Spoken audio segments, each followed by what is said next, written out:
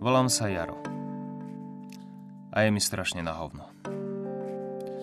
Už dávno som nemal sex so ženou. Dnes ráno som mal kúsok chleba s rezňom od mami ešte zo včera. Jeden pomaranč a horálku. A k tomu zostáva týždeň do výplaty a ja mám v peňaženke posratých 10 eur. Posratých 10 eur a v srdci bordel.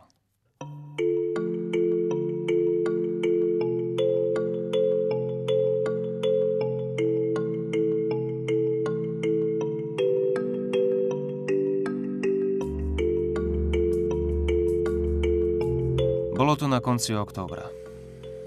Bol som v mojom obľúbenom bare na moje obľúbené pivo a popri tom si pozrieť niečo nové na nete. Udržiaval som svoju psychiku fit.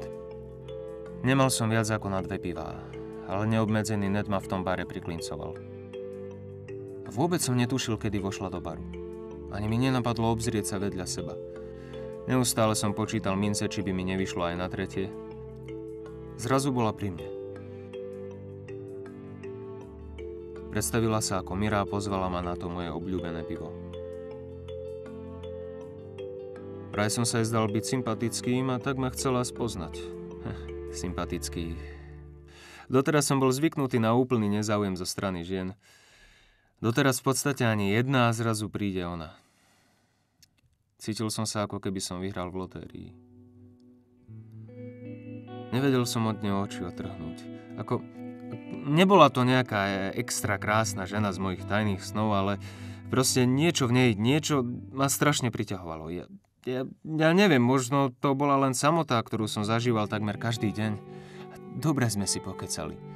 Bolo to šialené. A úžasné zároveň.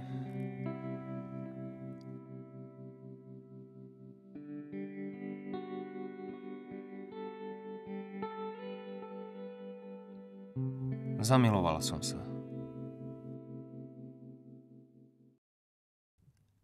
Všetok voľný čas sme trávili spolu. Môj život sa úplne zmenil. Byt bol razom čistejší, akýsi útulnejší, ale hlavne som prestal byť odkázaný na návštevy internetových kaviarní a na svoju ruku.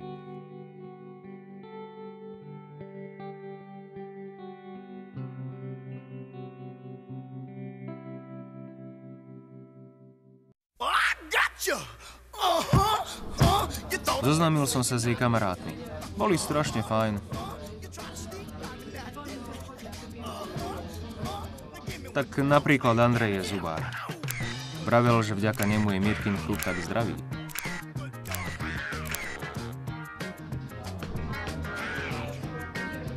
Paľo je zasa študent fotografie.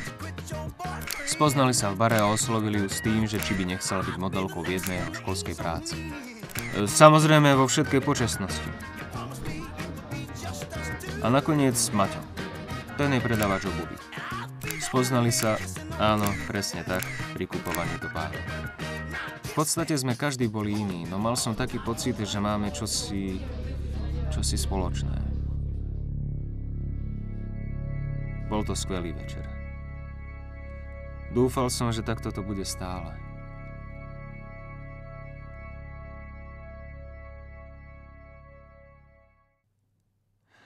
Po pár týždňoch u mňa Mirka v podstate už bývala. Stále mala svoj byt, no väčšinu času trávila u mňa.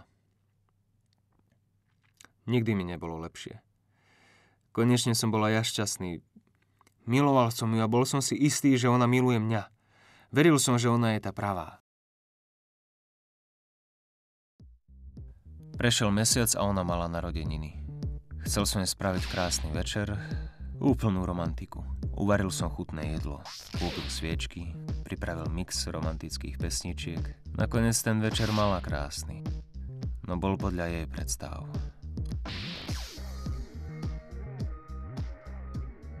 A keď som ju tam videl,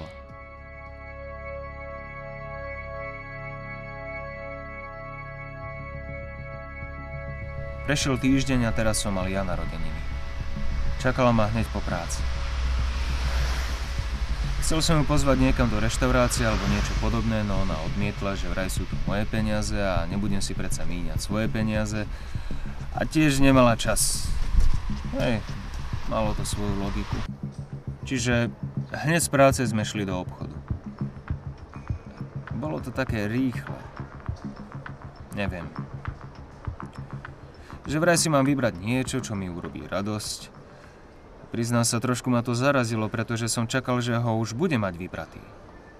Ale tak nejak som to neriešil. Cestou z obchodu sme sa zastavili v bare.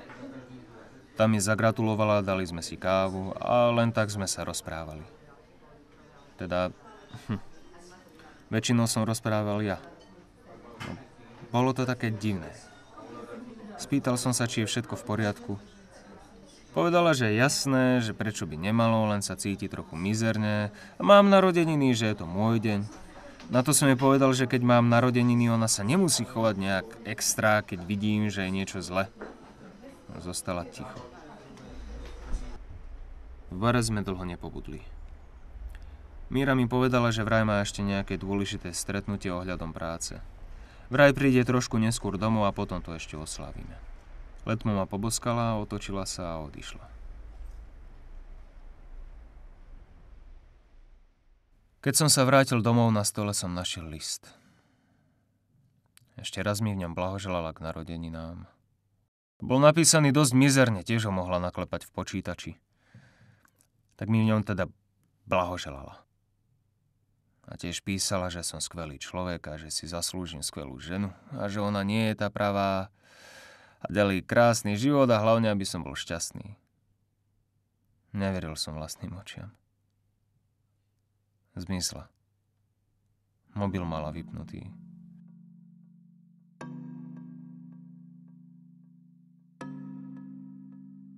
Nenašiel som ju ani u nej doma. Čakal som ju tam do neskorého večera.